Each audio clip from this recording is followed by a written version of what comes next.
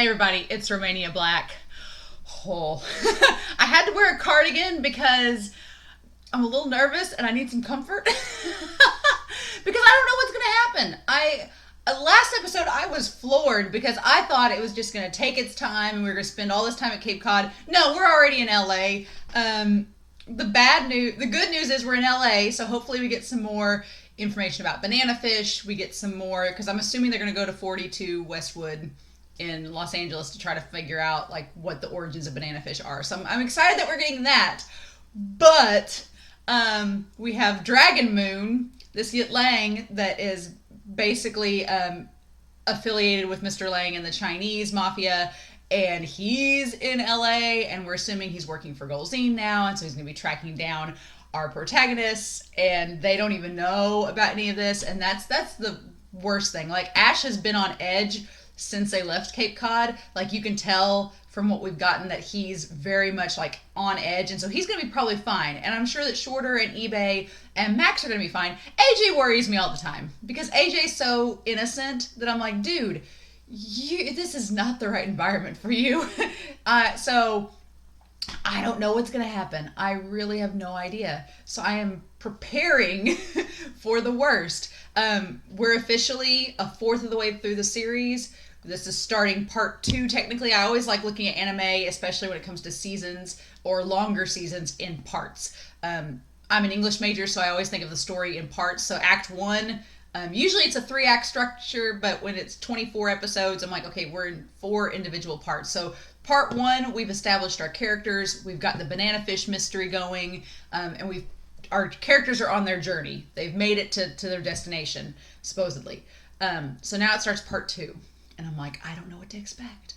I did a little research on My Lost City. The only thing I really found was that it's a collection of personal essays by F. Scott Fitzgerald, ranging from 1920 to 1940, just talking about his life, which kind of makes sense because we just dealt with close to 20 years on Ash's history by going back to his own personal life. So that was a kind of cool tie-in that it's My Lost City is F. Scott Fitzgerald's personal life in a collection, and episode 6 was kind of like Ash's personal life in a little episode. So that was kind of cool. I like that. But anyway, thank you all for watching. We're going to dive right into episode 7 of Banana Fish and see what happens.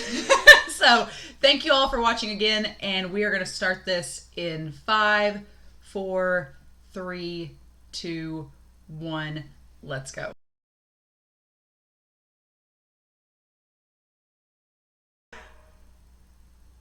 Holy cow. Well, that's how you start part 2. Oh, I can't believe that was the most quiet, terrifying ending to an episode, because what's implied. Oh my gosh. Oh my gosh. Which they killed Shorter. I mean, they killed Skip in front of us, so, but wow.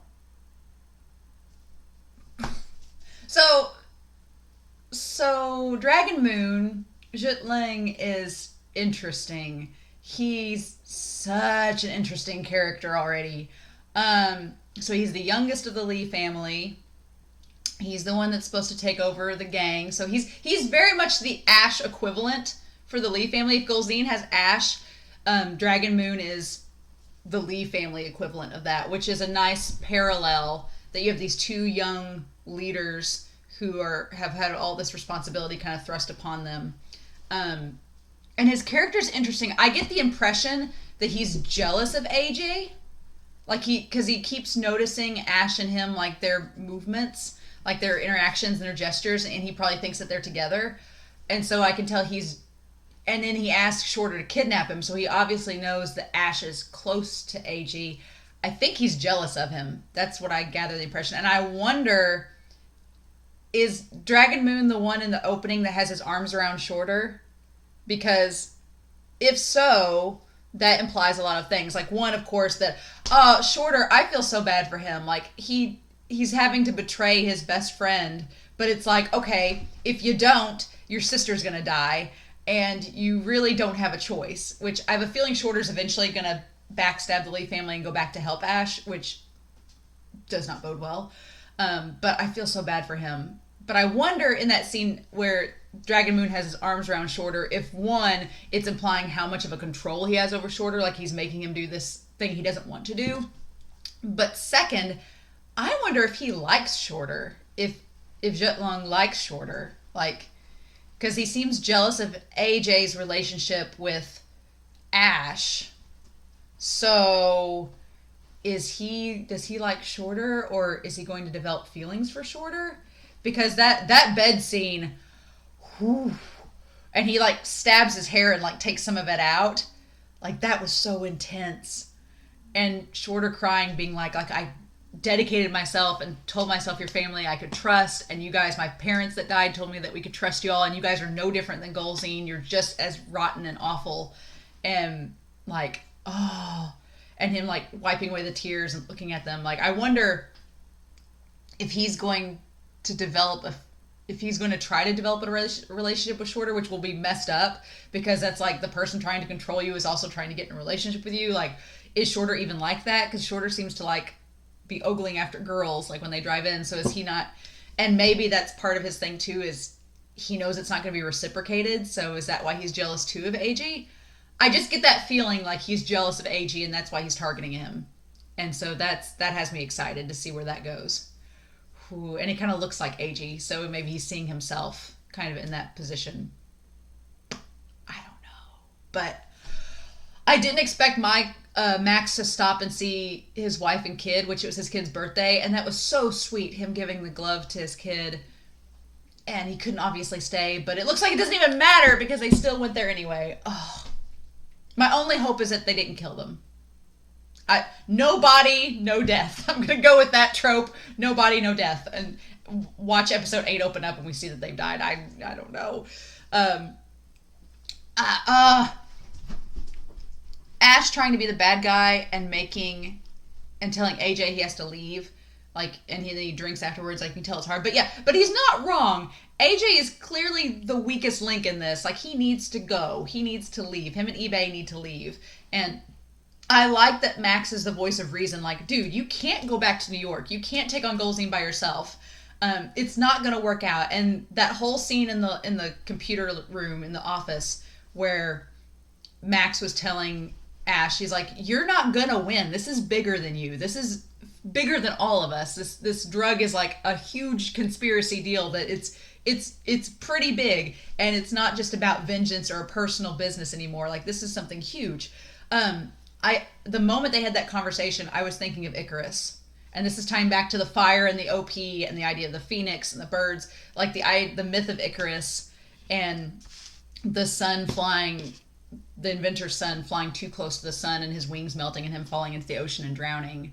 Like, that whole idea of hubris and ego and not heeding the advice of your elders. That's all I could think about during that conversation. I'm like, oh my God, Ash, you are such an Icarus parallel right now.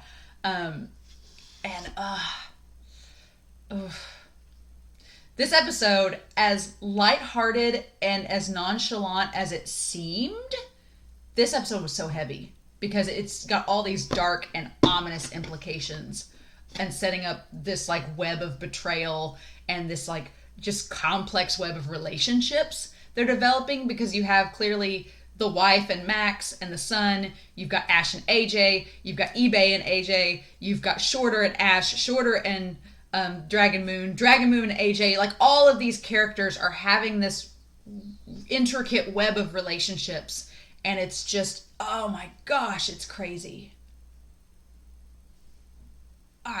Floored. It's hard for me to pick a favorite episode so far because I've really enjoyed all of them. Episode 4, that episode floored me. 5 and 6 were great, but this episode, just something about it and the way we've set up this Dragon Moon character, I'm so intrigued. I'm so curious. Like, there wasn't any big shootout. It was all very quiet conflict. Ash obviously has had an inkling about Dragon Moon, and I wonder, since Shorter told me he's okay, if that's going to be anything different. I don't know, but this episode, man, guys. Oh, It just keeps going. It just keeps going. So, yeah, the rich boy. So that applies to a lot of different things. You've got, I think of Michael, I think of Max's son, because he's Max's son. I think of definitely Dragon Moon as the rich boy, that has like everything kind of in his sphere. Man. Oh, glad I have this cardigan because I feel like gonna need it. You guys. So I hope you enjoyed this. I hope you enjoyed this reaction. Feel free to comment down below. Please, no spoilers. Y'all have been great about that because, oh my gosh. And so yeah, y'all know where I'm headed now. Y'all know what's coming. So, in the meantime, I'm going to look up some things about the rich boy. Oh, one thing I was going to mention. I talked a few episodes ago about the color green and its tie-in with the OP. And I noticed back in episode 6, last episode, that the diner that Jennifer and Ash's dad worked at was called Green Hill Diner. And so there was the color green involved there. So I went back and rewatched the episode and I was like, oh yeah. And so I just wanted to bring it up and mention it, that might be a little color tie-in there. And the red that we've seen in a lot of the images, and then we had the scene in Chinatown with the red paper lanterns, and obviously red's a big color and symbol in China, so interesting. I'm all about it. So anyway, guys, I hope you all enjoyed this. Feel free to comment down below. Stay safe this week. Take care, and I'll be back next week with episode 8 of Banana Fish. Bye.